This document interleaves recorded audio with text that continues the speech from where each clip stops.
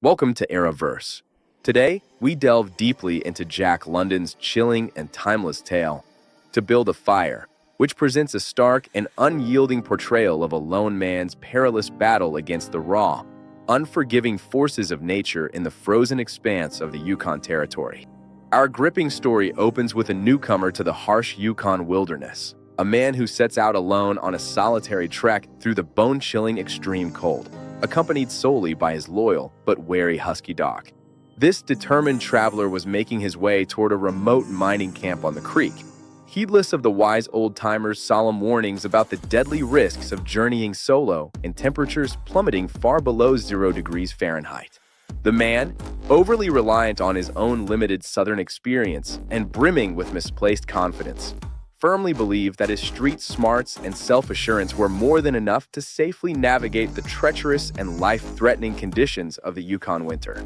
The merciless temperature had dropped to an astonishing 75 degrees below zero, a cold so profoundly intense and vicious that any spit expelled from the mouth would freeze solid midair before it could even reach the ground. His sole companion, the instinctive husky with its ancient wolf bloodline, possessed an innate, primal understanding of the surrounding danger, as its wild ancestry instinctively alerted it to the lethal peril posed by such deadly cold.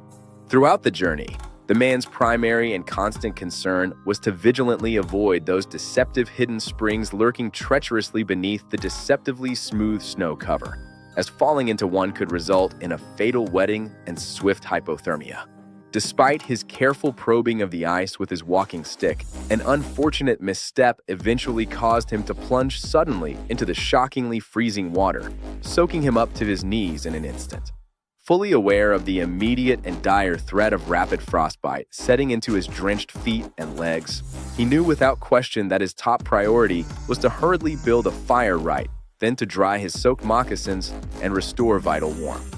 He quickly selected a promising spot sheltered under the heavy boughs of a large spruce tree, hurriedly gathering handfuls of twigs, dry bark, and other tinder, even as his exposed fingers began to stiffen and grow numb from the biting cold. Gradually, the fire took hold and began to grow steadily, emerging as a small but precious beacon of hope amid the oppressive cold, offering crucial warmth and a fighting chance at survival in this dire predicament. Tragically, however, the rising warmth from the growing fire caused the accumulated snow on the overhanging spruce branches above to melt and loosen, triggering a massive cascade of heavy snow to come crashing down directly onto the fledgling flames. In a devastating instant, the fire was completely extinguished under the blanket of snow, vanishing along with his immediate and desperate hope for drying his frozen feet and warming his rapidly cooling body. With his hands now severely frostbitten and rendered nearly useless, he struggled mightily to light another precious match, his trembling fingers fumbling repeatedly with the tiny sticks in the unrelenting cold. In a last-ditch effort, he desperately tried to use the heat from his mouth to ignite the matches by holding them between his lips, but his thick beard, completely encrusted with solid ice, thwarted every attempt. At this critical juncture, a profound wave of raw panic began to wash over him as the full, horrifying extent of his hopeless predicament truly dawned upon his numbed mind.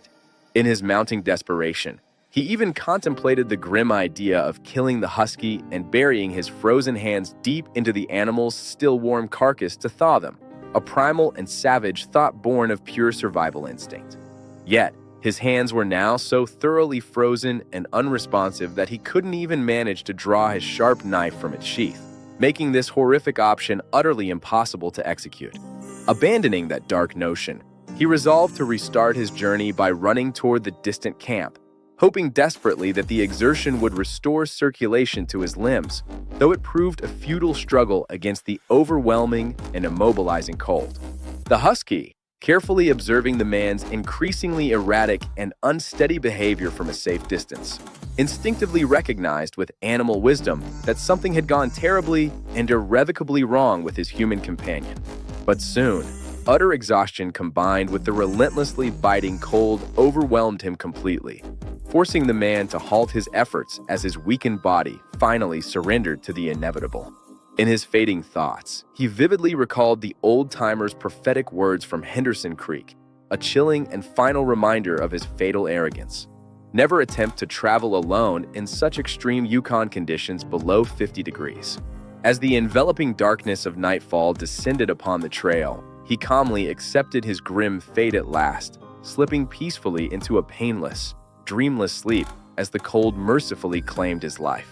The husky, now fully sensing the man's death through its keen instincts, uttered a single mournful howl into the wilderness before trotting briskly away toward the distant camp, driven by its own needs for warmth, food, and survival.